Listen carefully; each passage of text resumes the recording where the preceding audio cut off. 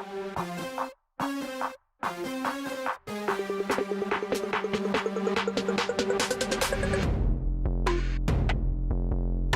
is up, everybody? Welcome to Shared Screens Media Club, a Marvel Spoilercast, something I have not hosted in a very long time, and I've missed doing so. And we are doing a very special one today with the culmination of the Guardians trilogy. This is our Guardians of the Galaxy Volume 3 Spoilercast, and I am joined by a wonderful set of Guardians themselves. We've got Star-Lord up there, looking handsome as hell. Chance. How's it and going, then we've Jordan? got our own. I'm doing fantastic, man. Hell this yeah. movie, it's changed me. Definitely. Me as well. Then we've got the man in blue, Drax himself, Alec Bobko. Oh, hey there. And then we have I am Jim Tasty to my left. I am Jim Tasty. I expect you to only say that this entire podcast, by the way, Brett. And by the end I'm of Jim it, Tasty. he'll be saying real words. At the very end, everybody will understand him. Well, So let's just start with general thoughts. I saw this movie Thursday night, and the only thing honestly I could say is, wow, this movie was funny in the right times. It was heart-wrenching at the right times. And, I think we all went in, we're going full spoilers here. We all went in going, wonder who's dying. Is it going to be Rocket? My theory was no. I think Rocket is kind of a red herring, the way they marketed Cap to look like he was going to die in Infinity War Endgame, and it surprised us with Tony. And then, movie ends, and there is no major death. And I felt that there was, in a way, so special that you can have a sense of finality without there needing to be... I don't know what it is about these bigger fandoms, Harry Potter, Lord of the Rings, Marvel, DC, anything, where we expect like the end culmination always end with like, oh, this character dies. I really liked that this was it was the closing of a chapter, but not the closing of anyone's adventure, because we do leave with that sense of, hey, maybe we'll all be back together someday. And I think this movie is truly something special. Props to James Gunn. His last Marvel movie for let's say at least a decade right now that he's officially the head of DC. But that's my thoughts. I'm emo about this movie for a lot of reasons. Alec, let's start with you. What did you think? man, I love this movie. Before we started this recording, I was saying like how I was looking at my MCU rankings, and I put it in my top 5. Like after the second viewing, because I saw it Thursday night, and I went and watched it Saturday today, the way we were recording again. And this movie holds up the second time. Like all the laughs, all the emotional moments just hit as hard as they did the first time. And I absolutely just love this. I put my tweet Thursday night just saying that, the comedic moments and the action both make, or it essentially balances out the emotional moments to make those emotional moments hit way harder. So Absolutely. It's a well-paced, well-balanced movie, and might have one of the MCU's best action scenes. I'm gonna say it right now. Like, this is up there with the Flash from Fox's like X-Men. Like it is on the Mount Rushmore of action sequences, in my opinion. Sorry, didn't mean to step in. That's that's sets. I definitely No Sleep Till Brooklyn too. Like, come on. No, that one I also think was one of the tiny complaints about this movie is something that I heard Andrew Goldfarb say, where most of the music didn't feel like it was a great needle drop moment. It just felt like the music was there when compared to the other two. No Sleep Till Brooklyn, though, that's the one where like he put his whole James Gunnussy into that scene and that music choice. You know what I mean? But Alec, I really like that you used the phrase "well balanced" there, because when I talk about Guardians 1 versus Guardians 2. And I'm someone who likes and loves both movies. I find Guardians 1 to be more consistent, where I think Guardians 2 takes both extremes to the next level, where Guardians 2 does have jokes that are just there that don't hit because they're just trying to hammer in, hey, we're the funny ones and Drax is the stupid one. But the emotional moments in Guardians are so high because you're dealing with things like Peter and his father. And this one really, really did find that balance. Chance, what did you think? This is probably my favorite Guardians, if I'm being honest. Unlike you and Goldfarb, I thought the music hit every time it started. Like, Since You've Been Gone coming in, and then Space Hog when it came in, like all of those kind of thematically matching what was going on. I do feel like there's quite a bit of criticism about this not feeling like it has the love and respect that the other movies have had, like the first two. And I personally feel like, due to the firing and then the rehiring and everything that kind of transpired, and then James Gunn's characters like getting taken in areas that he would have never taken them, having one of them killed off, and he has to kind of like reset that dynamic and everything. Yeah. I think that with the shit he was given, which he handed them like a T-bone steak, and they handed him back poop. And he took that poop and he polished it the best he could. And it's a phenomenal movie that I will watch time and time again. The emotions in it and I love this movie. It is so fucking good. I was surprised to find out in the come up to this movie that the events of Infinity War and Endgame took him by surprise, because it was my understanding that while those movies were directed by the Russos, Taika Waititi and James Gunn had input in, at least from my understanding, it was like the Russos, like, let's say they wrote the script of when the Guardians meet up with Tony and Peter, and they took basically that script and they gave it to James Gunn. They were like, hey, don't change what's going on, but put it in their words the way you would.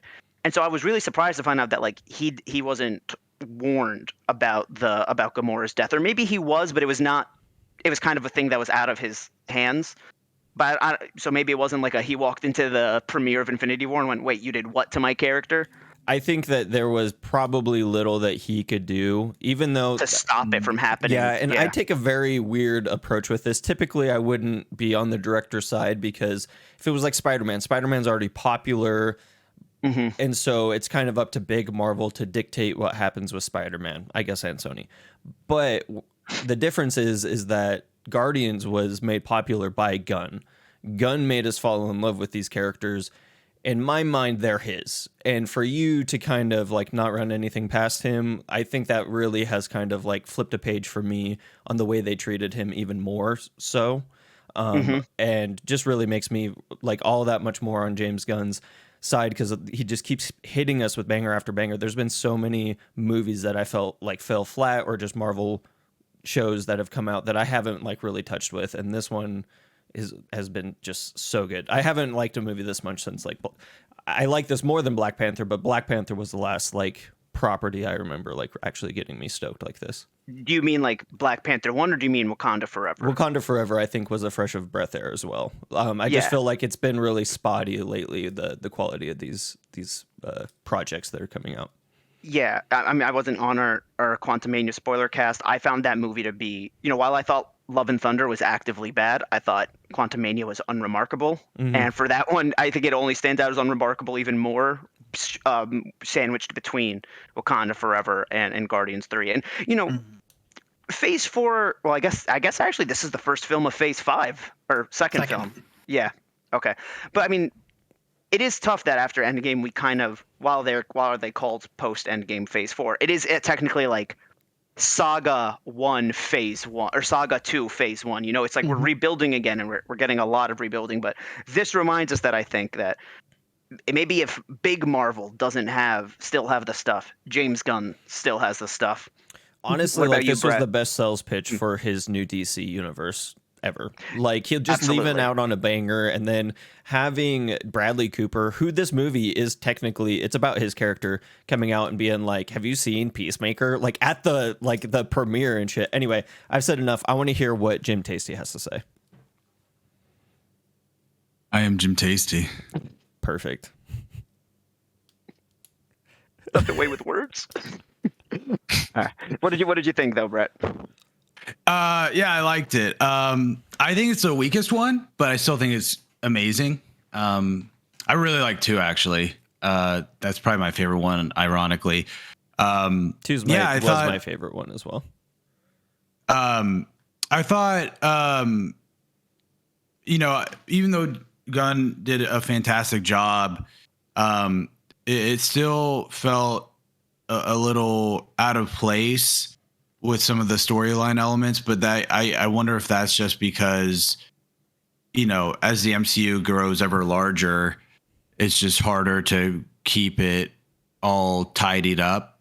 But yeah, I had a great time. Man, it was so emotionally hitting. First F-bomb in the MCU, that was cool. Yeah. So fucking good. It was good. Yeah. I go back and forth as to wondering whether or not that F-bomb was wasted or not, because I like that it was just it was Quill being so frustrated, being like, just open the fucking door. But I also feel like for the very first F-bomb in the MCU, I kind of wanted to have I wanted to hear the fuck, you know what I mean? Mm-hmm. There was a few other moments that I was thinking that somebody was gonna say it. I thought Rocket for sure was gonna say it, but now reflecting back on it, that is my favorite joke of the entire movie, and I think it is because of that punctuation. I really liked it before all of that happened, but that was just like the icing on the cake. And James Gunn, I think on this movie particularly, he hit the comedy way more with me, per quota or whatever. Like, I think there's a lot more jokes in 2, but not as many landed with me as many landed in this one. Yeah. And that was just the icing on the cake, like midway through the perfect. No, 2 definitely had Flanderization of kind of the Guardians formula of we want to be the more comedic Marvel movie, and I think the Flanderization really happened with Drax in the second one, and I can't call it Flanderization about this character because it was her first appearance, but I think the same thing kind of happened to Mantis in 2 and her dynamic with Drax, and it only got bigger in Infinity War, and then those kind of that Flanderization of Drax, and then in the Avengers movies of Mantis only got more realized for me after I played the Guardians of the Galaxy video game, which showed me how Drax can be a creature that does not understand sarcasm, but is not inherently stupid and is tortured because of what he went through. And Mantis was a very different direction in that game because her powers work very differently. And I honestly, in this movie, I think that I feel like her powers are more realized in the game now that she's starting to get in the minds of these animals and shit. I'm starting to see. In the game, it's that she could see the different timelines. It had nothing to do with controlling feelings. Gotcha. Yeah, because she jokes that she jokes, she's like, there's a timeline where me and you get together, and she winks at Quill. Oh, yeah, Which to me, I think that's my favorite joke in the game. But I really think that they did a good job that in one movie fixing those issues I had with both Drax and Mantis. Without also making it seem like they did a random 180. Like, the progression seems there, and their progression, I felt, was also built into Nebula's, where is realizing there is more to making someone competent than just their physical skills or their strength or their, competence comes in many different forms. And this movie also solidified something for me that I think sounds wild. But I truly think that the best character arc, not in the Guardians movies, I'm saying in the entirety of the MCU, is Nebula. From where we see her in Guardians 1, I think Endgame was she hit the ball and we were like, oh, it might be out of the park. And then Guardians 3 told us, oh no, those bases were loaded and it's a grand fucking slam. Yeah. Dude, I'm right there with you. I thought Nebula was honestly one of my favorite characters in this movie, and for me, the moment where Rocket's sitting up and you just it cuts to her and you just see the her emotion when she hears Rocket is okay, back up and breathing, talking. That's a freaking gut punch. Yeah, well, those 5 years that they were together and that friendship that formed, he built her arm as a thank you for getting him Bucky's arm. And just I had forgotten until that moment when she was when she started to cry, how much those two actually, they're probably closer than any other members of the Guardians right now, I would say. Especially because during the blip in Endgame, it's really not only trauma bonding, it is implied that when we see Black Widow talking to Okoye and Captain Marvel, that Captain Marvel, I guess, is going from planet to planet, and then the Earth-space relationship is all being done by Rocket and Nebula only. They were really pulling their weight, and which is why I don't mind when people use the term Avengers to really mean every hero in the MCU, because those two have really earned that. Congrats, Raccoon, you're an Avenger. They've been knighted. For real. Yeah. But I mean, what did you guys think about other character choices that really stood out to you? I really was not sold on Nebula and Peter getting together.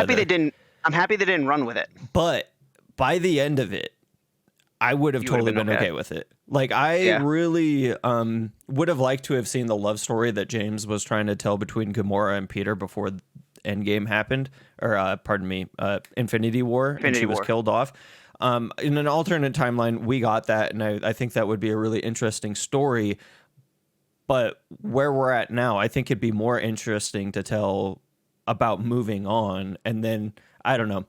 Nebula always being second choice to Gamora, I feel like she's earned more than that by this point, and I appreciate that they didn't bring romance into it, but if anybody's going to have a romance, better be that fucking bitch, because she is gas all day.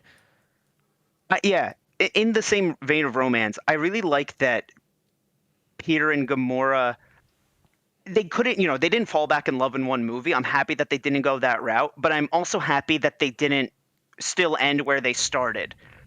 That I think that there is a sense of Gamora of like, listen, I'm sorry I'm not who that was, but I guess I can kind of see what that other version of me saw in you, and we seem nice. And I think Peter is learning to accept of like, I might be using this term differently because most time when people use it, it's not about, death and alternate times, but like Gamora's the one who got away and he might have to accept that. Or if it's truly meant to be, it'll have to happen at some point. But I like that. It feels like she saw the moment where she was like, oh, I see why I fell for this guy. I can see like in a different timeline why I vibed with this guy. And I think that's exactly what it was. She didn't look at him and fall in love, but she looked at him and saw how she could. Mm-hmm. Yeah.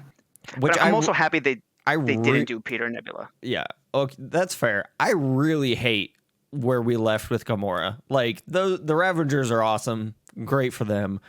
I am very sour at the situation. Like, I just was not. I guess that is with the Ravagers. Yeah, I guess that is my one kind of issue, is the ending and kind of where some of the characters are left off. I do not think Peter is staying on Earth with his grandpa longer than 6 months. Well, we know. We got it. The legendary Star-Lord will return. Yeah, but that leads me to a question. Brett, it's been a while since we heard from you. Do you think that there will be another Guardians movie without James Gunn with these actors? Having said Drax is not coming back, and Chris Pratt said he's done for the time being, but unless the project was right, do we get it 10 years from now, or is it going to come sooner? That's a good question. I definitely think we see them in the next Avengers movie. Yeah. Okay. The current iteration. First, Secret Wars or Kang Dynasty? I forget. Kang Dynasty. Okay, I think we see them in Secret Wars. Oh, if it's like Infinity War Endgame, Infinity War Endgame thing. It's like one, cohesive story. So I definitely think we see them there. The current iteration of the Guardians. Could we see a movie that's entirely a different matter? I mean, we're getting a Captain America 4 with like a whole new team behind it, and it's not the Russo brothers or Marcus and McFeely, so it can't happen. Basically all the people who have come out, in quotes and stuff, are the people that aren't on the Guardians anymore. So to my knowledge, Bradley Cooper's like, I'm not, so I think I could see this current iteration coming back in their own movie though, without Gunn. I don't know. I don't know if Marvel would want to do that too, especially not like quickly, because they'll still want to see. I disagree with you though, Chance. I think the Guardians and the Infinity War and Endgame were awesome. Even the writing. But yeah, it can be done. I just don't like where they left Gunn, is what I'm saying. I think what they like. He was an executive producer on. Yeah, but movies. Did he have like any say on like what they got to do? Like, I'm sure he had a say. I doubt he had any like say over whether or not Gamora got killed. And he already came out and said that he didn't want Peter, or he didn't realize Peter was going to punch out Thanos. Like, he didn't know that. Like, yeah, I'm not saying he had 100% control, but he definitely felt sway. Yeah, I'm just that's where my issue is coming in, is like where they left him off. Yeah. I guess is what I'm saying. I think that those things were important for the story of Endgame and Infinity War. I'm not taking that away. I just thought he would have had more more input on the decision making of how that transpired, if that makes sense. This is like a totally different discussion, but it's hard to like when he's coming out like a month before the movie and he's talking about all this stuff. I'm like, all right, dude, you're like the DC guy now. So like, what are you doing here when you're saying that stuff? So that's, but like, yeah. So I don't know, like, yeah, but yeah, I think he had a good handle on the matter with that. Like, I'm sure he knew and voiced his opinion and crafted the Gamora death in Infinity War. I don't think he was like, like Jordan I think said, he was like voluntold told to do it, but that's neither here or there. I mean, that's like an impactful part of the movie. That was awesome. Yeah, but like I doubt, like if he had a roadmap for where he wanted these two characters to end up, I doubt that's where he wanted them to end up. Yeah.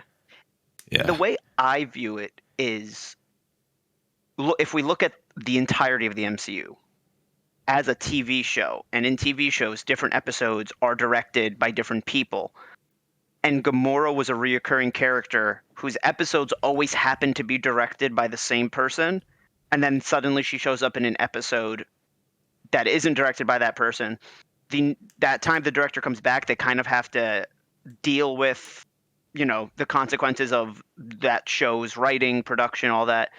Yeah, I mean, I guess we'll never really know, right? Like, in the writer's room, how much say he had. Was he really going, no, you guys cannot kill Gamora because I have this, and this planned? Or was it, we'll never really know, I guess, the balance of that. Given with what he's saying and what we see, I think he did the best of what he was given, if that's not 100% what he wanted. Yeah. I will say, like, the Gamora part of the movie worked the least for me until the end, when the whole thematic, tie of, accepting people for who they are, not trying to make them what you want to be, which ties into Gamora with Peter. So that worked, but like, oh, she just shows up because they off screen. Yeah. Like, Nebula and Gamora like were talking and stuff like that. So, but either regardless, like it still worked at the end. So yeah, it was odd. I wonder, we've made it. Yeah, what's up? I was gonna say, we've made it too far into this podcast and not mentioning how great the High Evolutionary was. Like that dude, he killed that role. The High Evolutionary is, and I'm gonna pick my words carefully here so nobody can misconstrue what I'm saying, a fascinating / interesting character to me, not in the sense that I find him at any point like irredeemable, or I see his point of view, or I even think he's sympathetic. Like, and I'm not going to say Thanos is sympathetic, but some people are like, well, Thanos legitimately thinks he's right. I think the High Evolutionary is just fascinating from the perspective of, this is a person who truly sees himself as a god of what he made. It isn't even well, in my point of view, I am right. In his mind, these are just his Legos. Like him being he's going, why are you telling me I cannot break my Legos and build them again? Like it does not connect with him. And I think that is just fascinating. Well, that's the thing. Like, we've had so many villains in the MCU that are kind of, like you said, almost like the sympathetic villain. Like, you can see like their viewpoint and all that. The High Evolutionary is just insane. Like, he's just insane, but he's also, it's not like the Joker where he's like, I'm doing it for the chaos. He doesn't, right. He's like, what? Yeah. And I also like that the thing that really triggered him was when the person said, God, for God's sake, and he goes, there is no God. That's why I'm here. And Gamora or Nebula explain it. They go, in some sectors, people view him as God because he is what created them and made them. I thought that's. Go ahead. Sorry. I was going to say, that's the quote where he's like, there is no God. That's why I stepped in. Yeah.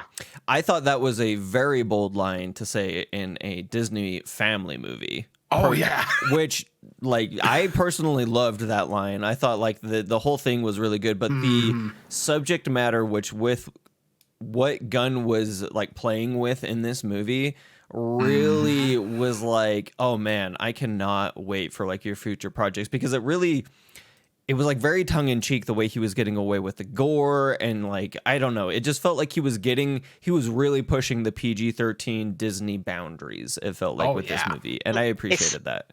Especially, let's not forget that the last James Gunn feature film that was on the screen was The Suicide Squad, which not only was rated R and gory, but in watching that movie, you can really tell that WB let James Gunn be the gunniest. And again, it's a thing with Marvel where I know Edgar Wright has kind of complained about the way he was treated about Ant-Man and saying that, well, Marvel wanted it to look a specific way. And in some ways, I get that. I get why Marvel has to be like, listen, our films do all connect. So there does need to be a relative consistent look and style to these films. You could touch on different genres, and you can, get weird with some things like Sam Raimi did in Multiverse of Madness, but like you kind of have to still fit in to us to an extent. And then the Suicide Squad, I think, Scott Pilgrim. Exactly. And then the Suicide Squad kind of was James Gunn's full Scott Pilgrim, where he's having chapters written out in the, with people's blood or fire, and it's very stylized. And this was basically him doing the most he could within the confines of the establishment of the MCU. Yeah. You want to hear a hot take? What's up? Oh, I'm ready. I think the High Evolutionary is the least cool Guardians villain. Are you fucking serious? Damn, son. Least Is it because he's just, he's crazy and that there's nothing more to him? Or I just want to hear more about why you think that. Again, I liked him. I still thought he was a cool character, and the whole God complex that Chance brought up was fascinating too. But yeah, like he just was like screaming all the time. And I was like, all right, cool. Like at least with what's Ego? his face? Ronan. At least with Ronan, like he was like a zealot, and he was just like low loose cannon, and that worked for me more because it was in lieu of the Thanos overall story. And then obviously with Ego, like the whole personal father-son connection just like really hit. So I think I would agree with you a lot more if Ronan was in it more.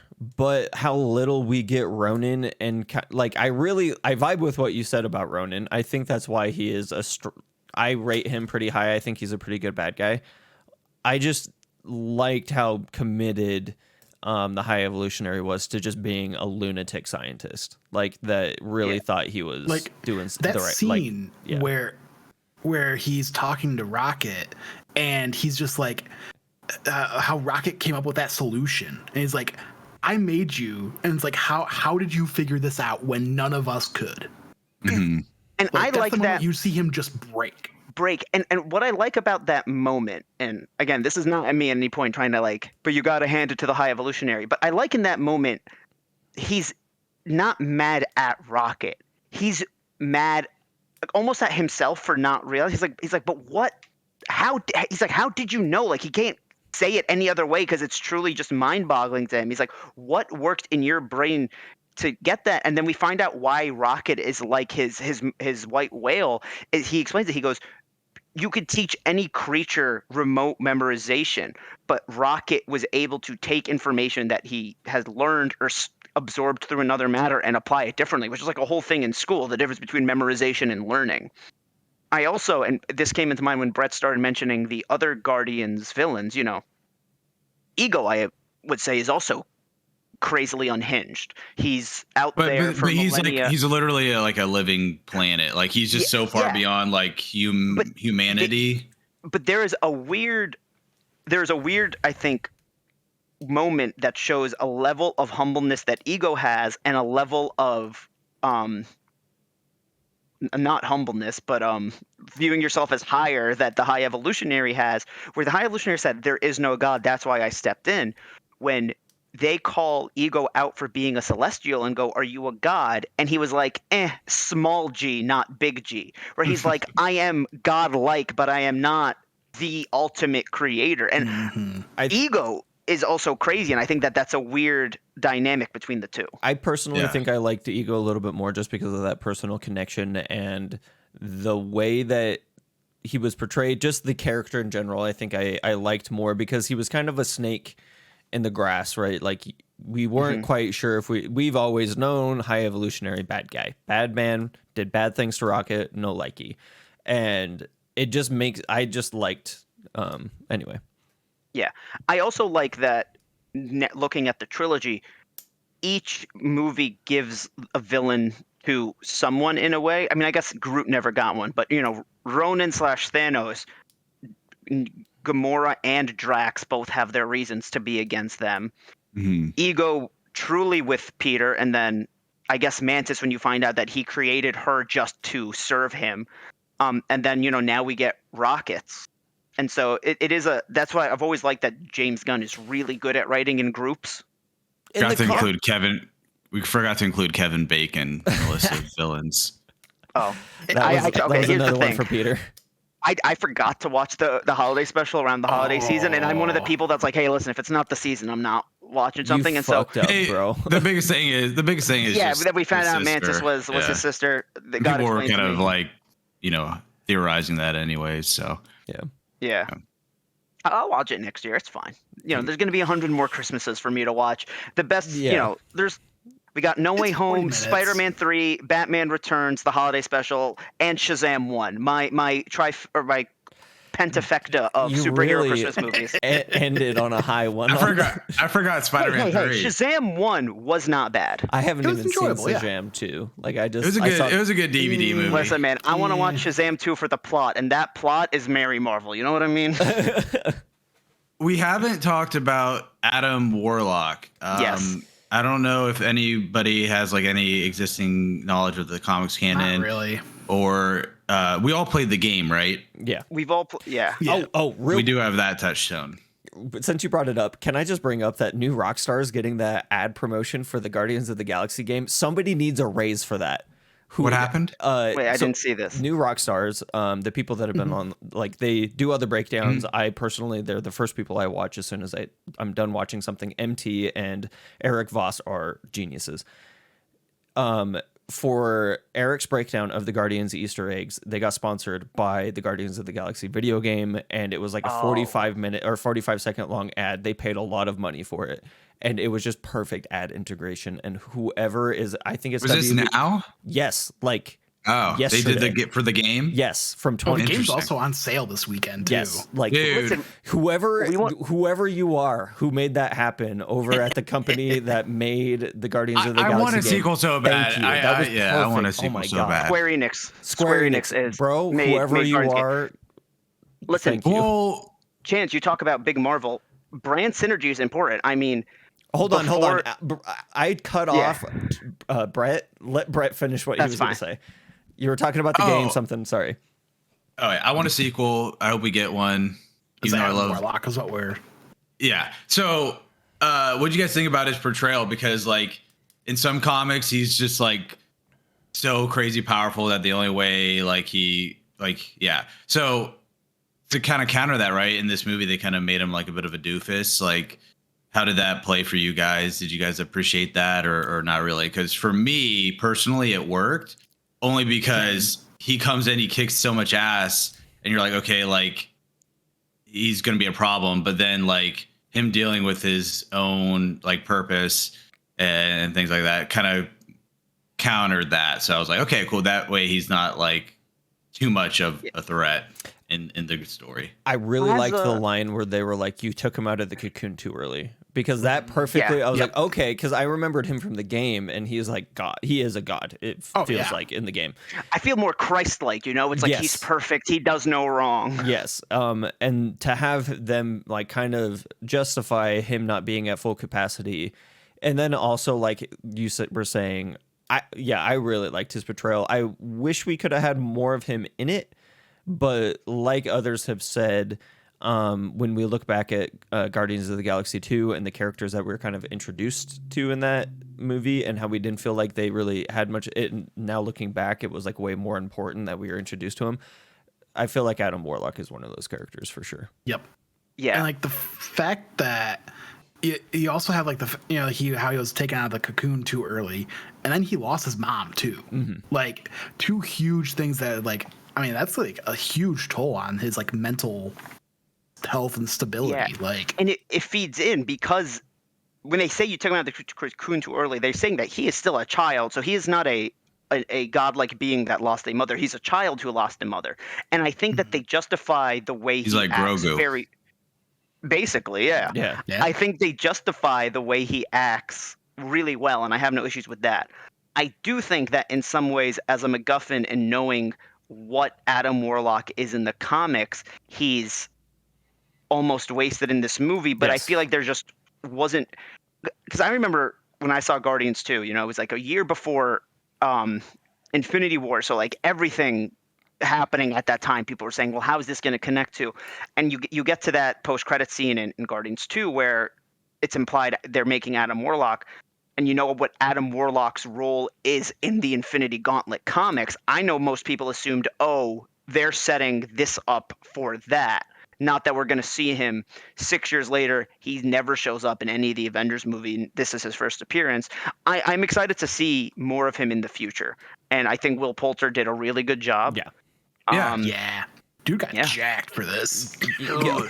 And I think that's why I'm willing him being in it more, is because Will Poulter, like, I just remember him from that We're the Millers. Yeah, and like he's this kid, and now he's a jacked like superhero, and he still has that Sid from Toy Story face, and I want him to succeed. But the cool thing with him is that he still had that like screen presence. Yeah, Like anytime he was on the scene, he like commanded presence. I think that's Chris Evans, like that type of screen presence, where I feel like we haven't had that. No, like there's been screen presence, but not like. It's a familiar screen presence almost, it feels like. And I think that almost, again, godlike qualities of Adam Warlock demands that sort of presence, and he put it in. And I also really like that kind of the thing that changed him was Groot saying everyone deserves a second chance. And they used the MacGuffin correctly of him saving Peter. I will say, when Peter's face swelled up, I was like, I don't think there's any MacGuffin that could fix this. Right. And I wasn't even crying. My jaw was on the floor of just more like oh, that's who they're choosing to kill. Wow, they got balls. And I was gonna respect it. Yeah. Like, I don't necessarily think I want anyone in the Guardians to die. I don't want any of my favorite characters ever to die, but like I was like, wow, the respect I was about to give them. But I also in a way do respect that James Gunn went, I can do a finale without death. Mm-hmm. But yeah, no, Adam Warlock, definitely excited for in the future. What did we think of Groot speaking, or us understanding Groot? Because that's how I took it, is that we understood what he was saying. And that's actually what's been confirmed by James Gunn himself. He's said tweets and all that where it's not that Groot changes what he says. It's that because we've had 3 movies with Groot, that last line is we're finally understanding him. Okay. Like we're in. Yeah. Like we're in the in-group, yeah. There is a small part of me that wishes us finally understanding Groot was where they slipped in the MCU's first F-bomb. Yo. Just because in Guardians 2, he goes, welcome to the Guardians of the frickin' Galaxy, except he didn't say frickin'. Like, I would have loved if maybe Gamora chose to come back with them and not the Ravengers, and the one line we understand Groot is him going, welcome to the Guardians of the fucking Galaxy. When he spoke, I gasped, literally gasped, put my hand like this. Then someone behind me in the audience went, hey, yo, what the fuck? And it gets even better. The movie ends. I stand up. It was an old coworker of mine who did that. Oh my gosh. He was like, oh shit. I was like, oh, what's up, ma'am? I give him a hug and I'm like, were you the one who said what the fuck? He goes, yeah. My theater was awesome. Speaking of crowd experiences, like we had people laughing, cheering, like definitely felt like Marvel of old, where like last time was No Way Home, I think, where I mean Wakanda Forever, everyone was sad, but like that's not that wasn't like audible. The hype wasn't there for because Wakanda Forever was, and I'm not just saying this about the beginning. That was a funeral, unfortunately, and so you felt that. Yeah. Mm-hmm. Yeah. My theater was actually, because me and my friends were talking about this, surprisingly empty for a 7 p.m. early or 7 or 8 p.m. showing of a Marvel movie. And so we weren't sure if were people waiting to go later or did all the people go earlier. We got good laughs, but there was no cheers. But there was laughs, gasps. The move for me now is I used to see these like Thursday at 5 or whatever, like first showing, but like because a lot of people can't get off work at that time. Like it's not as full. I went at 8 p.m. this time and it was packed. And I'm like, okay, that's the move now. I got to get the full for these movies. I got to get the full experience. Yeah, that's like usually the way I go. I saw this people dressing up as Star-Lord and like the new Guardian outfit. Like, yeah, it was awesome. Those jackets are fire, bro. Like I'm gonna go play the Guardians of the Galaxy game. Maybe get that bug trophy. Armor, they have them on there too. Yeah, I'm so close to the platinum, dude. Bro, I need to finish it. That collectible trophy has fucked me over so hard. Yeah. How did you get past that, Alec? I know you ran into it. I haven't platinumed it. No, it's because I was gonna go back and like get the collectibles that I missed because I got a bunch of trophies. But if you do the level selector, it like basically starts your game over at that point. You can't just hop in and out of levels. I'm about to play through the whole game again because I got halfway through and my game got bugged and I like none of the collectibles are working and I have one other trophy that I need to get and then I have the plat. Sorry to divulge like that, but. So are we okay with him speaking? What did we think of Groot's voice? Because I personally had a hard time with it, but the longer I stew on it, it makes sense. But it's just Vin Diesel talking in like a gruffy tone. Yeah. It was that this is just Vin Diesel. There is no, I don't necessarily think like Rocket Raccoon sounds like Bradley Cooper. I think that there is a level of voice acting going on there. I can't find Bradley in that anywhere. Yeah. Yeah. But I do like the meaning behind it, especially because we do get throughout that movie, and we've seen, through the evolution of the MCU, but this movie pointed out that everybody kind of looks at Groot and replies, and she's like, you're joking, right? Like, you're making it up. It also reminds me of, like, people who've never seen Star Wars talking about Chewbacca. Like, if anyone here's ever watched How I Met Your Mother, there's an episode where he shows his fiancée, Star Wars, she goes, and everybody's looking at this bear, and they're just like, okay, bear, like, they understand him. And that's how Gamora felt about Groot. And so I like the message of, in their final goodbye, we're there and we know what Groot's saying, because I also personally felt that in that scene after where he goes up to Gamora and says, I am Groot, and she goes, tell them I'll be right there. It doesn't just show her. I then understood, oh yeah, he was saying, hey, the guys are waiting for you by saying I am Groot. I was given right his there body with you. language, his inclination. I was right there with you like that because I immediately was like, oh, she understands him. And I kind of did too. And then the next thing he says is, I love you guys, if I'm not mistaken, which was, I'm so glad you brought that up because that was like, I had forgotten about that little sequence, but the exact same moment.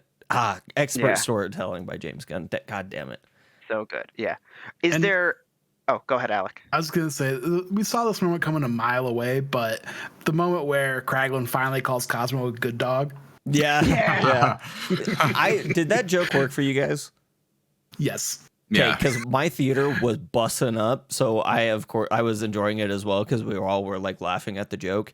Also, I have 2 dogs, so it's like I can't imagine ever calling them a bad dog. Like, they can't. No, I'm a dog person too, so it's like it. Yeah. I did like, and then they do this with all variations of Cosmo, but they do kind of like the Stewie and Brian Griffin thing where they're like, you're only a dog or a baby when we need you to be, and all the times you're not. And it is fun to see the crossover of like they're playing poker and like they're betting, and this is a dog that can fucking just take 2 giant pieces of concrete and clap a person, but she's like, but I'm a good dog, right? Like, I'm a good dog. The Soviets launched me into outer space, and not even they called me a bad dog. and I liked that we got something like Cosmo the space dog, not just that level of weirdness in the MCU, but with little to no explanation. It's just like, no, this is Cosmo. Yeah. The Russians launched her into space, and hey, they're here and they're got telekinetic powers and we're going to enjoy them. And they're honestly probably smarter and more powerful than most of the other people on this team. Accept it. Yeah. And I really think, though, because of nobody understanding who the Guardians were until James made these movies, everybody kind of like, that's where I found out about New Rockstars, because MT is the individual who has been going after that last Easter egg in the first one that nobody's been able to find. And because nobody understood, there's been all these YouTubers who did know or researched and then explained it. And I feel like we, as a collective, like Marvel fan base, have all like learned a little bit more about them than we would like. I believe it's never been found. It has to be something. If it's not good, I'm going to be so mad on MT's part. Like, it better be a good one. part of me is wondering if it's truly just like a really, really deep cut that James Gunn made to like something he enjoyed as a kid. And so it's like, weird comparison, but like I know Seth MacFarlane, who makes, very raunchy, weird 14-year-old jokes, grew up listening to like swing music and like the movies of early Hollywood. So like if James Gunn is similar, I don't know if there's a Fred Astaire reference in the first movie. I don't know what the Venn diagram is between Fred Astaire and Guardians of the Galaxy fans. So that's what we're missing out on. Yeah, I just really hope it's like some overarching thing that somehow connects to this movie, and that's why. Anyway, for MT's sake, please make it something good. Yeah. But so I mean, let's talk about Rocket, because this was his movie, his swan song. What did we think about his all arc, seeing his backstory played out, his I guess acceptance of understanding that, oh, I am a raccoon. I'm not a badger or a rabbit, but I am a raccoon. What did we think of his whole thing?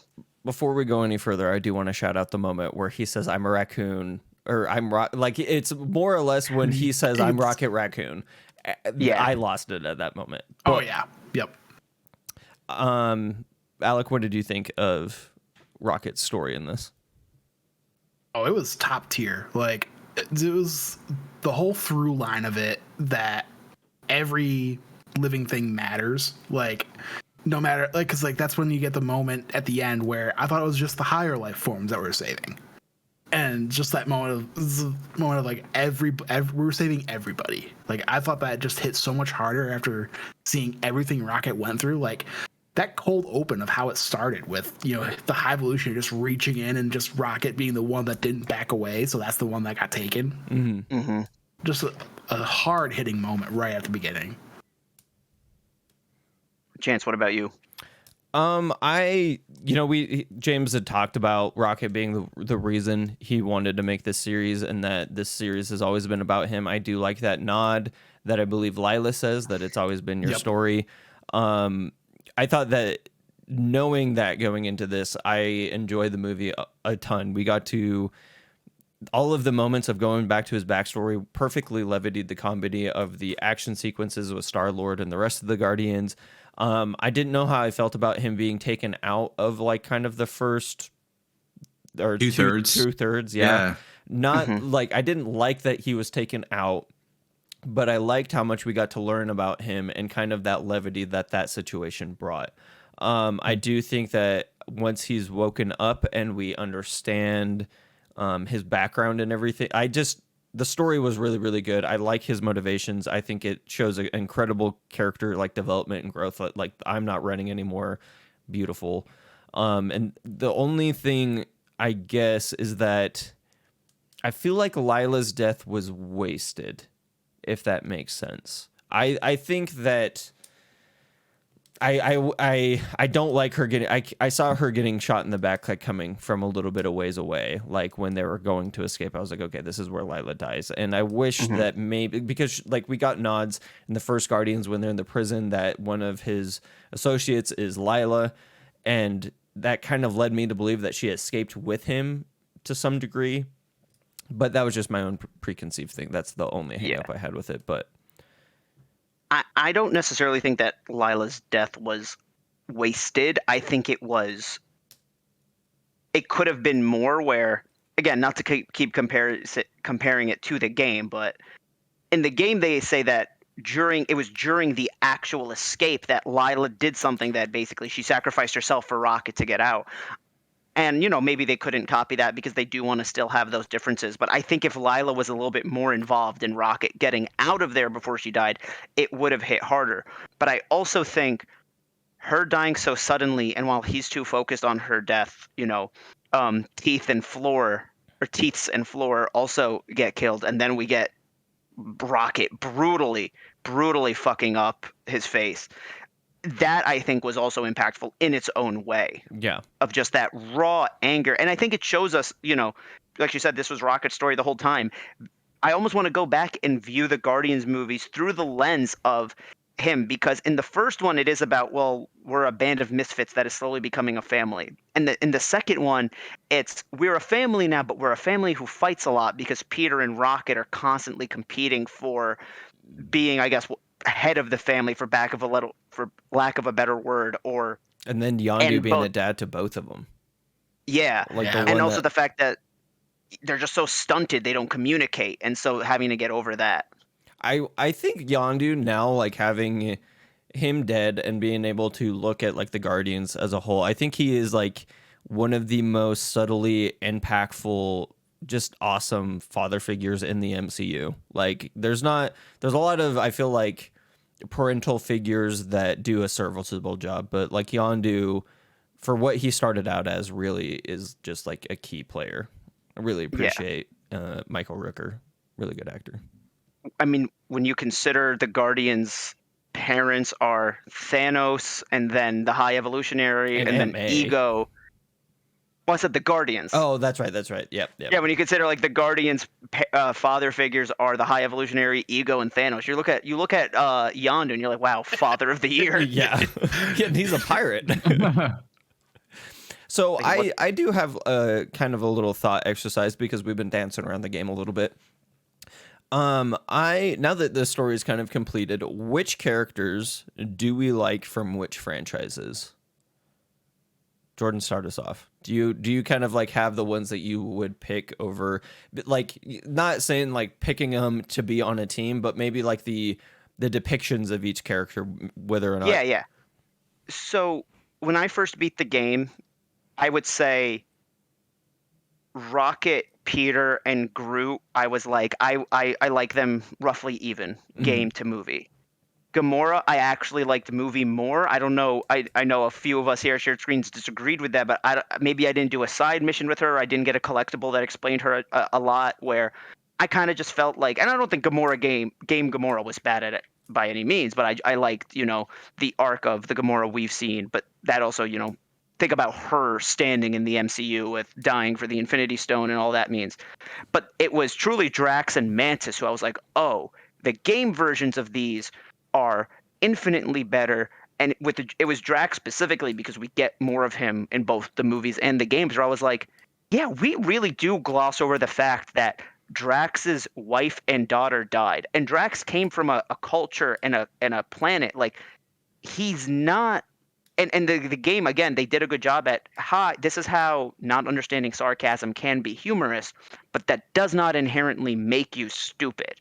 Just because your culture is more, rigid and they don't dance and have music either. Like, he's still a man who lost a daughter and a wife. And, again, I think that they did a good job at bringing that back here, but the game really, really sends it home with Drax's arc. I'm not going to spoil anything, but they really dive into Drax in that game. Yeah. What about you? But yeah, Brett? Like, do I prefer the movie character version over the game, or vice versa for each because Guardian? the depictions of the characters are so like the same but different, right? And so like I have ones that like for example, like Rocket, I used to like more in the game until this movie, and now looking at his story throughout the entire arc, Rocket is by far the one that I like the most in the movies.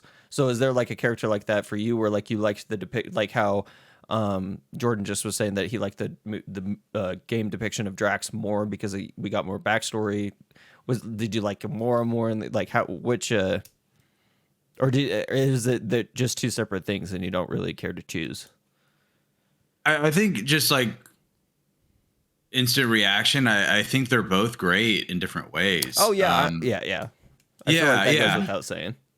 Yeah. Like I will say, I think Drax is a more well-rounded character in the game, but I think he's funnier in the movie. So there's give and takes for both versions. I will say that Rocket, to go back to the earlier question, Rocket definitely became my favorite, probably Guardian from the movie, from the MCU, based after this movie, just because just an awesome character. I do want to say, like, when he was taken out of the movie for the first like 2/3, I like that only because when you take away a Guardian from the team, the rest of the team has to compensate and try to figure out a way to still achieve like their goal. Yeah. So like in Guardians 2, you don't have Groot, so you have to go about your business in a different way. And this one they didn't have Rocket, so like I like that, like when they didn't have all of their tools at hand, since Rocket's like the most tech savvy person. So I like that from that angle. Yeah, definitely. I think Rocket's my favorite Guardian after this trilogy. Yeah. What about you, Alec? Probably similar to Jordan, where like there's characters I liked, but like I think overall I kind of ended up liking the games team a bit more. But after this movie, I think it's like they did the right things with the characters that I kind of had, honestly, I had issues with, but like the reasons why I liked their versions in the game better. But then this movie, like with the part at the end where like we see Drax just being a father to all these kids and doing the monkey noises and like understanding their language, and where Nebula's just like, hey, you weren't meant to be a destroyer, you're meant to be a dad. Oh man, I cried like a baby during that whole section when he's saying goodbye to Mantis. That broke me when he starts to cry. Anyway, sorry, continue. I want them together so bad. Yeah, but I like how you like that Nebula and Peter didn't get together. I like that I feel like the door's still open. Anyway. Oh, yeah, for sure. I mean, but I think this movie solidified that this Guardians team is like probably my favorite version of them. Just these three movies all together. The game was again great. It has been a while, so I'm kind of a little hazy on story details, but like I know Drax had a pretty big part compared to what he was in the movies up until that point. But that's more just because you have a 20 hour game as opposed to 2.5 hour movies. Yeah. It gets into a weird thing in the medium where I guess even if you add up all the movies, you don't get the length of a game, and the movies are also then touching on different stories, whereas the Guardians is one story that lasts even longer. So you get a chance to go through all of these types of arcs. Although I think Mantis is probably still my favorite in the game, just because I don't know, her personality in the game is just something else. Listen, I'm gonna say it. There's something hot about Mantis in the game. All right, call me bugfucker if you must, but like something about Mantis in the game. God damn it! No, that's what they got. That's what they call Mary Jane. Oh God. I mean, I guess also Matt Murdock, if you think about it. Yeah. So on this topic, I have kind of gone back and forth. When the game came out, I really had some characters that I liked more than the others. But now, having spent the time with them, I think that the one that stands out the most for me is the Gamora depictions. I think I much prefer Gamora in the games because of some of the backstory that you get from like side quests and like her collectibles and everything. And her, like, she had to... Sorry, I'm going to spoil something. I mean, if you want, we could say mild. If you want us to say, hey, major spoiler, major spoiler for Guardians of the Galaxy game. Jump 30 seconds. 20 seconds if you don't want to hear it. 3, 2, 1, bye. She has to kill Nebula, and now knowing how impactful Nebula is, I think that for me personally makes that decision have so much more weight. End of spoiler. Having said that, I think that the Rocket in the game, the Rocket in the movie, I think they're two completely amazing different versions of Rocket. Same can be said for Drax, same can be said for Peter, although like those differences are a little bit more varied, I would say, on how much we know about the game's Peter's backstory. I really like the two, but the one that I just felt a lot more of like the emotions I feel like I'm supposed to feel from Gamora out of the game. But yeah, I guess the other one was Rocket, because I really liked Rocket more in the game, but I've already touched on that. Yeah. See, I feel like Rocket is, in my opinion, and again, it's also been a minute since I played the games, the most consistent between the two. Yes, he is.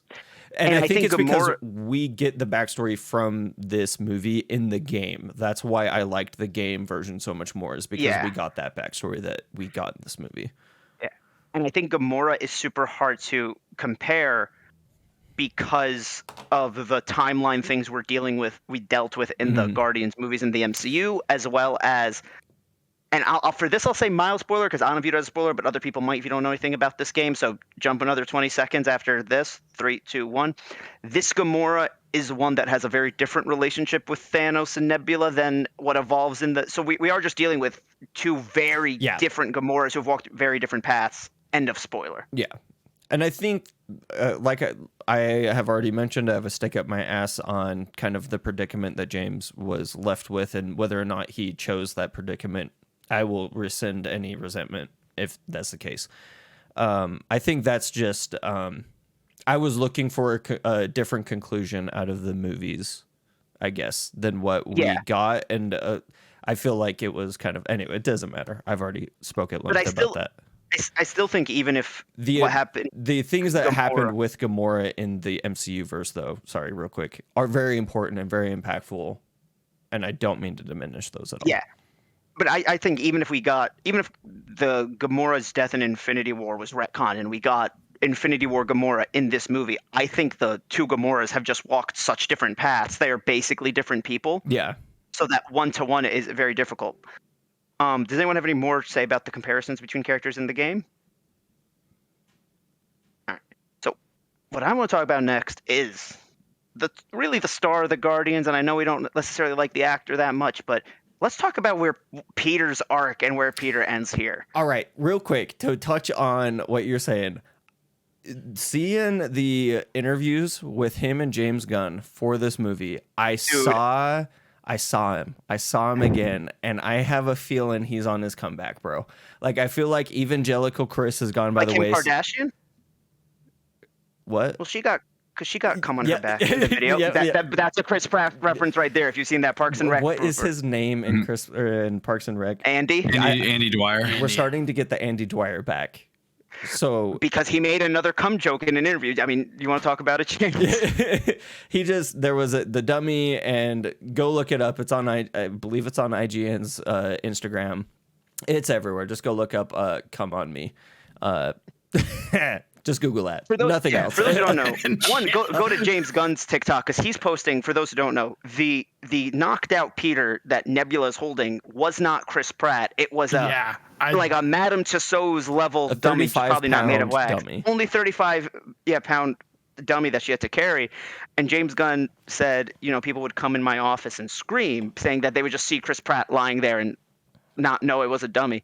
And I legitimately believe that the first thing is he did really mishear James Gunn. He goes, they used to what in it and scream? And James Gunn's like, come in and scream. And then he's thinking they used to come in it and scream. It's a great moment between the two. I think Chris Pratt is a funny guy. I just think there are some personal things about him that is rough, and it's always been a gray area with him because he's never come out and said anything, but a lot of things seem to add up in a weird way. Yeah. I don't want to speak too much into it. It kind of felt like an online thing that like people were going after him because to my knowledge, he himself didn't say or do anything. No, I think it was just people assuming the worst because of who he was kind of associating with. Like he was going to a church and something was connected to the church that people didn't like. Right. And then they were assuming he was a certain way, but he never like made any sort of endorsements either way. That's the thing. I think it's the either way thing that upset people. That you've never said Swift anything. Didn't either, and we didn't cancel her ass. Like she did eventually. Yeah, but like after he was, it doesn't matter. I am kind of on leaning where Brett's going, where it was kind of a similar thing that I will say that happened to James Gunn, where it maybe wasn't the thing to do, but it wasn't worth the lashback that he got. Yeah, I've always kind of been in that boat with him as well, but I hope he's on a comeback. Yeah, getting it all over his back. I really liked Peter in this movie. I will say that one of the side effects of Gamora dying is getting to see him in this vulnerable state at the beginning of the movie and getting to see him take responsibility for Rocket, and that's kind of why they're going so far and beyond, and why he cannot let it go is because he understands like his own depression and kind of mopiness is he feels partially responsible for Rocket getting hurt. Yeah. And he says in the beginning also, like, I know he says it to Mantis because he was talking more about literal family in that sense, but he's like, you're the only family I need. I mean, he's a man who and he says my mom died when I was 8, and then I was abducted, and I think he's kept all of that right here. And this movie was heart-wrenching for me, and I felt moved, but the moment where I actually teared up was when he went and saw his grandpa. And shout out to Grandpa Quill, dude, like 90,000 years old. Dude, still looking good for his 90s. Yeah. I can't believe he got up that quick. I'm not going to lie. Dude, especially when somebody you haven't seen in 30 some years, but probably presumed dead, broke, like clean off. See, I was when the person opened the door and it was implied, oh, she's like a live-in nurse or aide. I was really worried that it was going to be like his grandpa's barely there. Mm-hmm. So I was really happy to see that his grandpa is at least moving on his own and, cohesive enough to see that that's his grandson. And very quickly, immediately. Peter? Yeah, and then and that's the Peter. Grandpa, why do you have that sign in your front yard? What does that mean? Oh, just like a political thing. No, I mean like Peter wouldn't know. Yeah. What does that say? Because he's only 8. Yeah. Sorry, I was yes-anding. Yep. My bad. It's like, why is he talking about the casino guy so much? What did that guy do? It's like, okay, yeah, you want to go to Atlantic City? I'll take you to the Taj Mahal, Dad. Why do you keep talking about this guy? No, but that to me, I think, was the moment that broke me because, Lila said it's been Rocket Story the whole time, but I think from the audience perspective and the way the movies have been marketed, it is Star-Lord's group, right? And I'm happy that not only did they call out that, hey, Peter's never went to Earth and dealt with this, but I'm happy that they also resolved it because I know a lot of people in the lead up to Infinity War and Endgame, and then of course in Infinity War never happened. So then post Endgame, people are like, does Peter not acknowledge that he's back on Earth? And like he doesn't really in Endgame. He doesn't. He goes out of the portal. He shoots the aliens. He's there for Tony's funeral, and he takes off. And we don't know how much time there was between the battle and Tony's funeral, but Peter never acknowledges I'm back on Earth. Yeah, I would assume obviously the Battle of New York, or not the Battle of New York, but like the battle at Avengers compound, like that's obviously you don't have time to reflect. I'm sure in the moment of battle he's not going, oh wow, I'm back. And then he's they're there for a week or whatever until the funeral, and then they're dealing with the fallout, right? So he's not thinking about Missouri. He's also been gone for 5 years, and Rocket and Nebula are probably like super pissed. Like you said, you were going out for smokes. What the fuck, bro? Like, no. There's definitely a lot that plays into why he wouldn't, acknowledge it. But I've always thought that was a missed opportunity because, you get little scenes post Tony's funeral would have been nice for an acknowledgement. But this was nice that he's like, I think it's time for me to do this. He's going back, and I'd be interested to see like what they imply has been going on the next time we see him with his time on Earth. Is he truly just chilling out, hanging out with his grandpa, filling his grandpa in on what happened? Mowing the neighbor's lawn? Oh, yeah, he's got to mow the neighbor's lawn, right? Yeah. Was that a reference, that 45 able-bodied man? I feel like I don't think so. I think it was just a joke. Okay. I felt like that was a reference to like some obscure villain or some shit that only James Gunn would understand. But Polka Dot Man. Yeah, no shit. I imagine to go off the Chance says 6 months, like then his grandpa died. Maybe his grandpa was holding on for that chance to see his grandson again. Yeah, he's not staying. Grandpa's kind of like, sorry, go. Yeah. Yoda when Luke comes back, stuff like that. Like once they can trust that the next generation is going to carry on, then they can rest. And then he'll get called back from Rocket and the Guardians to do something with, Avengers or whatever. So yeah. I'm very much looking forward to when and if he comes back, because I feel like Chris Pratt has made enough money and is a top bill enough actor where he can really decide. And I also think that, me personally, I feel like the people in charge of Marvel know the reverence of James Gunn's Guardians of the Galaxy And so I don't think they're going to fuck with that very much. I do think that now talking about it, like him showing up in another Avengers movie is probably likely.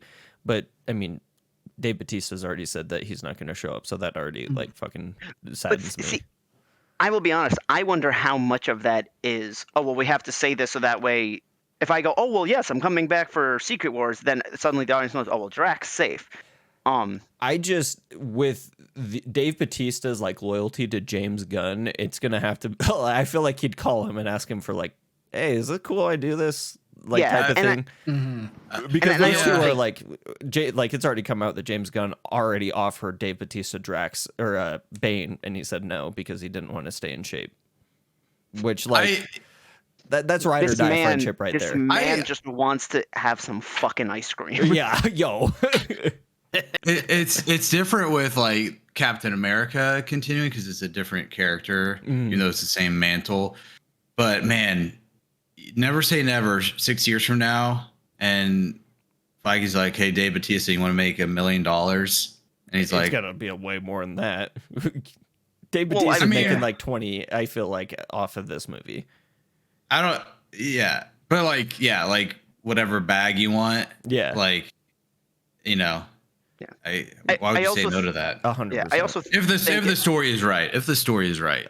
Yeah, and I also think if it's in Secret Wars, it's kind of just the equivalent of like an Endgame portal scene, and Drax is coming out of one. I mean, I know people don't like the reliance on CGI, but that is a character you could CGI in, and people be like, "Oh, yay, Drax is back!" And Bautista never had to come in on screen. They could probably Bautista repurpose had to do like the shoulder up, and he like has his close-up shot where he says something, and that's like the only thing he had to do for the day. where he just goes, "It's destroying time," and then he Draxes all over the place. Draxes all over the place. God damn it. Yeah. I mean, is there any other final threads or thoughts you guys have on the movie? Any moments we didn't get to touch on? I wanted to say visually, it looked amazing. I don't know if we touched on the visuals. I think we did a little bit, but to my knowledge, this movie didn't use a volume. It did not at all. I don't think so. Whereas like Thor and Ant-Man used it a ton, and those movies, in my opinion, I know like the digital effects stuff has been like a reoccurring theme with Marvel, but they didn't look rough, but they looked apparent with the I forgot the name of the thing. I just said it, but the volume.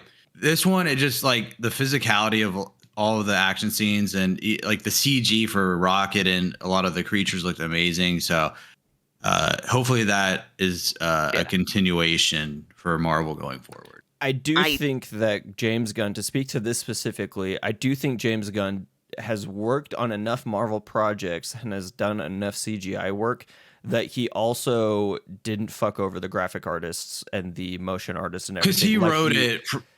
He had the story done. Whereas like, what's her name? The lady who played America Chavez in Doctor Strange. Yeah. And she was like, yeah, they rewrote that movie like 33 times. And so that's, even though the CGI looked good in that movie. But it also looked like dog shit in some of the in some of the portions too, because they had rewritten stuff and then the CGI artist didn't have adequate time. I really am a big fan of James Gunn, and I just feel like he, like in this, maybe my fandom is showing, but I feel like he gave the graphic design or the special effects artists ample time to work on this, and that's why it looks good. Whether he used the volume or not, I don't care. The fact that he respected people's time and work is what I think really showed in this project. I also think a part of it is one, Drax is a practical makeup. It's not a Colossus or Thanos situation where it's a completely CGI character. And I think the fact that that entire sequence that takes place on Counter Earth is designed to look like a regular, American suburban neighborhood saves money because you can just actually build a set of these houses or rent out a neighborhood for a weekend and do these things. That budget, or that, not having to spend that budget and doing mystical effects, allows you to put that money where it actually belongs. And having that be like practical actors, even though that was all makeup.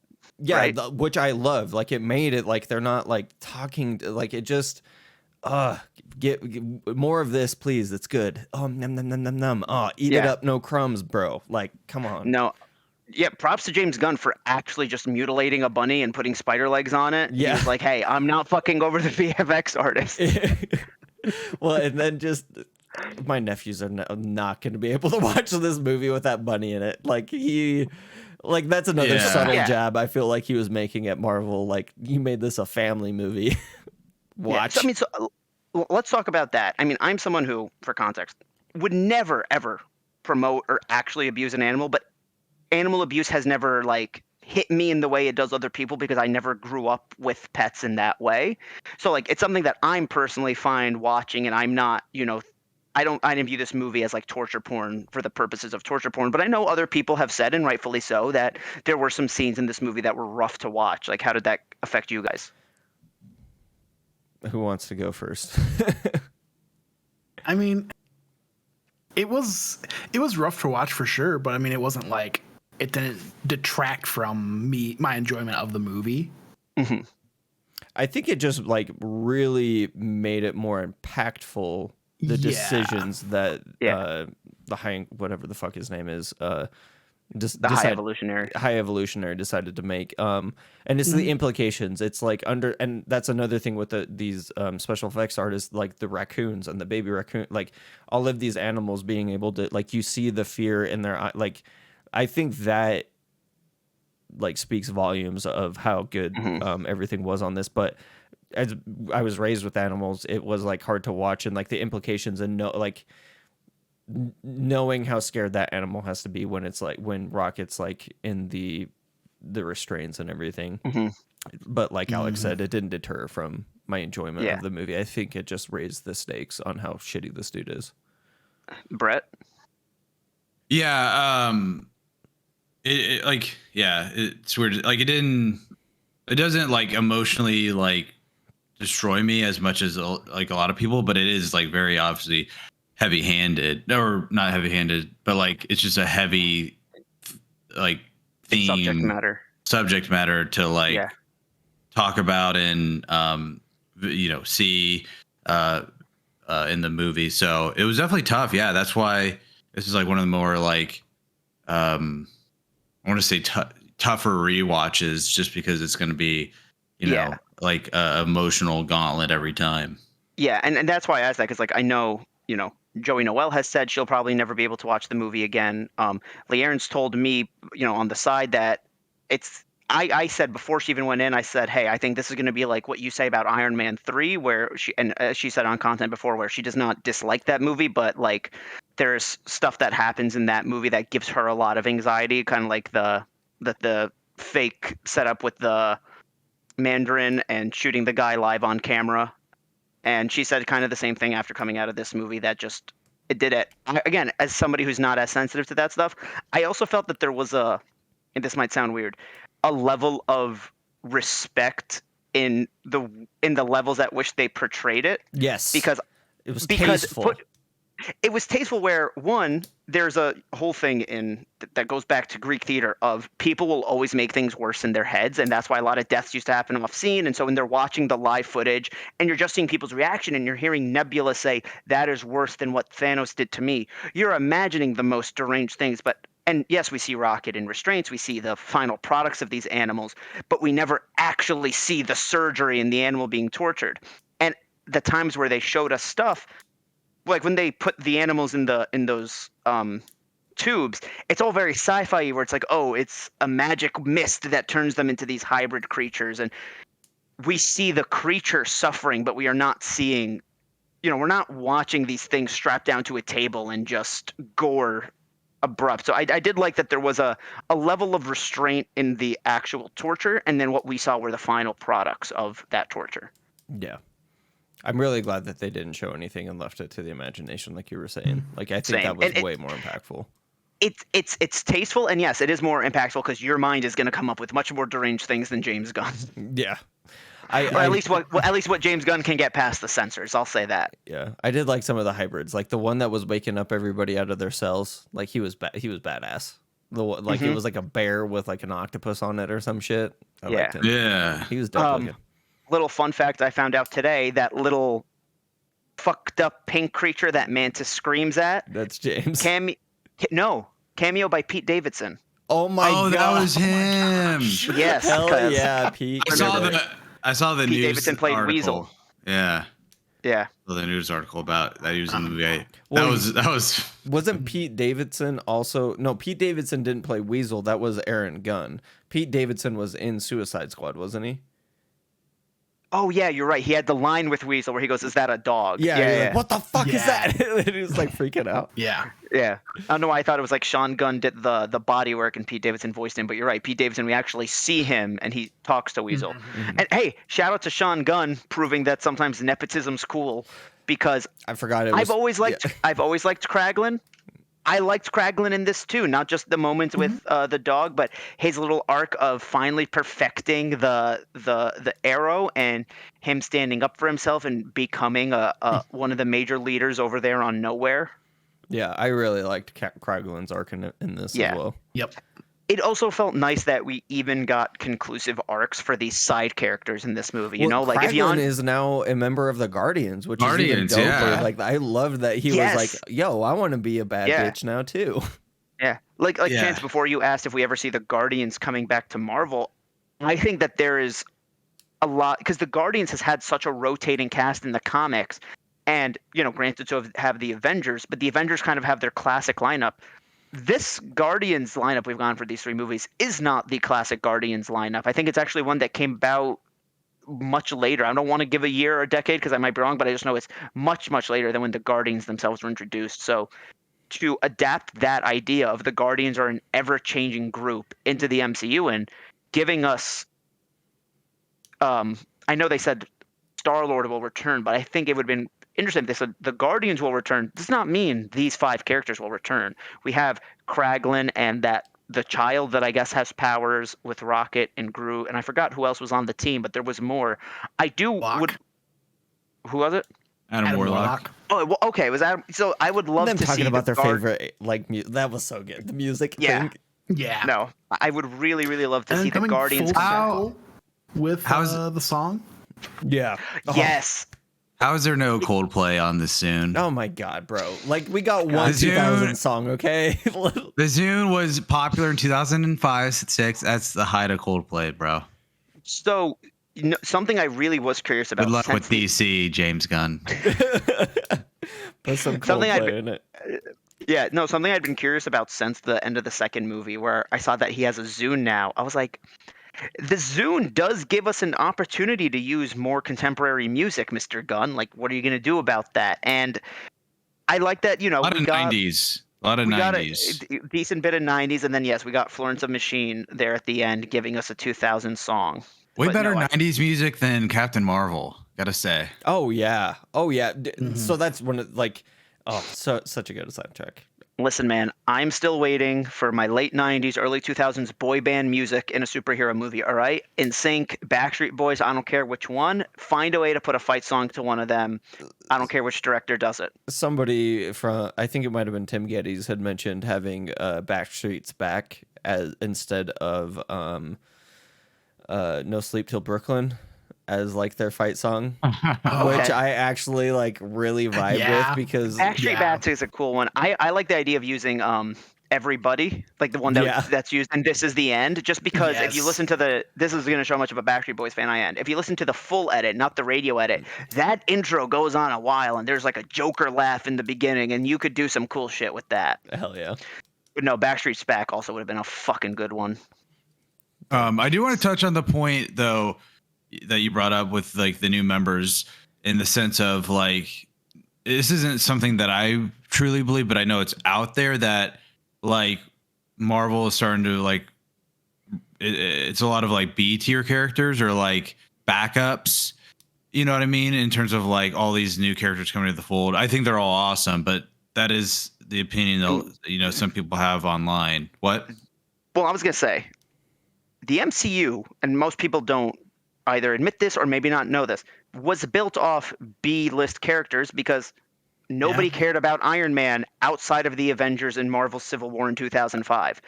Captain America outside the Avengers didn't really matter. Marvel's A-team nobody cared about those guys, but they were like core members of the Avengers in the universes. But even the Avengers as a group was not. They're put simply. X-Men and Fantastic Four have always been bigger than anything else in Marvel, and we have not even seen that in the MCU yet. That is exactly what I was about to say. There's a reason that when Marvel went bankrupt, the ones that got sold were Spider-Man, the X-Men, and the Fantastic Four. That's where the money was. That's what people cared about. And so the MCU was basically Marvel having to go, how can we build a universe without our biggest names? And it's very, this isn't a one-to-one comparison because the Fantastic Four are like their own entity. And then the X-Men are kind of, I sometimes don't understand why the X-Men belong in Marvel because it doesn't make sense to hate Wolverine but not hate Spider-Man. You know what I mean? Unless you're J. Jonah Jameson. But like, and from the public's perspective of like, to them, they're both mutants. And even Spider-Man, who works so independently and wasn't an Avenger until New Avengers, it's not one-to-one, but it'd be like if DC had to make a universe without Batman, Wonder Woman, or Superman. And that's kind of what Marvel did. Again, it's an easier thing to ask for because it's not as ingrained as the Justice League is with those three. But no, the whole MCU is built off the back of B-list and below characters. Because when I saw a review about this movie where people were like, James Gunn saw something in the Guardians and Rocket specifically that made him want to tell this story. Calling Rocket a D-list character before this would have been generous because I think someone said Rocket was in 3 issues of comics before the 2014 movie. And to clarify, that is not 3 runs of a Rocket Raccoon comic. I mean 3 singular comic books. Really? Yeah. Maybe that's insane. That is crazy. There was a run with the current Guardians, like multiple issues, right? Like 80 plus issues from like the mid-aughts. Or was he not in that team? I don't know. That's the thing. The Guardians have changed so much, it's hard to tell, but let me look it up real quick. I don't remember where I saw this, so I unfortunately can't. What was that, Alec? While you guys were looking that up, I was just going to say, they're getting a bit long in the tooth here, kind of getting away. So I was going to just bring a couple of things to kind of get final thoughts going. At the beginning, that transition from baby Rocket to full grown Rocket at the beginning, great touch with the visual effects there, and then looking a bit like Cal Kestis at the beginning, Jedi Survivor there with the vest and the long shirt. Yeah, and a little bit. One of my favorite scenes towards the end I will mention is when Rocket's facing off against the High Evolutionary, and then you get the one mention at the beginning of the movie about the grav boots. And he's like, "Oh, I want to see how they do on the slope." Yeah, good touch. Call back at the end when he's using his gravity powers, and then he's struggling and he reaches his boots and he slides down. And is like, "I'm Rocket Raccoon," and then you get that, and then the other Guardians come in, and like that's when you get Gamora coming in and like stabbing him through the back, and that's such a great moment. I do want to go back to my point real, and then I'll stop. Like this new Guardians team, like I don't feel like that's like a B team. Like I don't feel like that's the backup Guardians. I feel like it's like a natural evolution of a team because teams change members all the time. And then I did want to talk about Groot. We really haven't talked about Groot. He's like brutal in this movie, dude. He's just crazy. He's like killing people left and right in this movie. Which again, a lot of people don't know or just don't think about it, is like this is like a different Groot. Yeah. Than because the original one died in the first movie. That one was way more like sage and wise and peaceful. This one is like really brutal, which I loved it. Yeah. I kind of got like the armor that he has. Like it's the bark is like creates armor platings. For him. Yeah. I kind of got the vibe of like, oh, Guardians of the Galaxy 1 was like a 40-year-old Groot, maybe even 60s. Like this is college age Groot. Protein shakes every day. Ma, you gotta buy more eggs because I need to get swole. Like Jim Bro Groot, and this is to me like my personal headcanon. Everybody can disagree. This is not Groot going, oh, I have another chance at life. I think the Groot always goes through this stage before he becomes skinny, tall Groot we see in the first one, Groot. Yeah, like I think this is, when's a human's peak? Like 23-ish? Like I think this is 23-year-old Groot at his like physical peak. So there is a theory that the species that Groot is feeds off of light, more or less, like a photosynthesis type thing, right? And Groot being in the presence of Mantis and Star-Lord, and they're like kind of gods, so they're like producing a more potent light, right? Like so this is a theory that's popularized from New Rockstar, so please go look up that theory. I'm butchering it right now, but the idea is that this Groot has gotten so big and masculine because he has had more sustenance, because he has grown up around these two semi-godlike creatures, because they're descendants from Ego. Does that make sense? So like, if Groot grew up on Earth, he may still be the size of Groot from 2014. But because he was around these two like demigods, he got bigger because of like they were radiating all this power off of them that he was absorbing.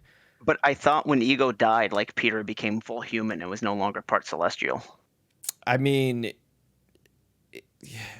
I guess there's still like sorry, I don't want to just poke a giant hole into it. Yeah, like that essence is still there, even if they lose their powers and like their demigod, like that aspect of it, because the anchor is Ego. I still feel like they would be like they would still have like that presence, if that makes sense. No, like, I get what you mean. Still, half of their DNA is a god.